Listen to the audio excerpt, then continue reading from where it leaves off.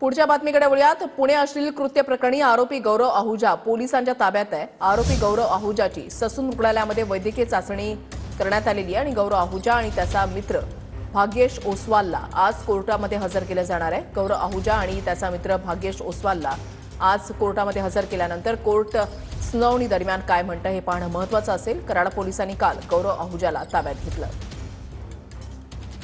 भर रस्त्यात अश्लील कृत्य, गौरव आहुजा ताब्यात। पुण्यात भर रस्त्यात अश्लील कृत्य करणाऱ्या गौरव आहुजाला कराडमधून पोलिसांनी ताब्यात घेतलंय। साताऱ्याच्या कराडमध्ये शरण येण्याऐवजी गौरव पुढे निघाल्याची माहिती पोलिसांना मिळाली होती। कराड पोलिसांच्या पथकानं तात्काळ गौरव आहुजाला ताब्यात घेतलं। रात्री उशिरा पुणे पोलिसांनी कराड पोलिसांकडून गौरवचा ताबा घेतला। गौरवचा मित्र भाग्येश ओसवाल हा देखील पोलिसांच्या ताब्यात आहे।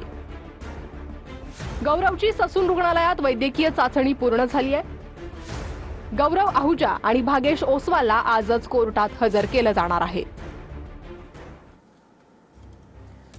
तर गौरव आहुजाला ताब्यात घेण्यात आलेले आहे, त्याच्यामुळे पण अनेक प्रश्न हे अनुत्तरित आहेत। दारू व ड्रग्सच्या नशेचा अंमल कमी व्हावा म्हणून आहुजा फरार झाला का?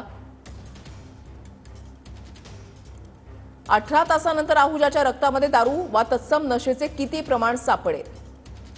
सकाळी 7 वाजता घटना घडूनही रात्री 11 वाजलेपर्यंत आहुजा कोणाच्या आशीर्वादानं फरार राहिला? आहुजाला कृत्याची जाणीव झाली होती, मग माफीसाठी त्याला 18 तास का लागले?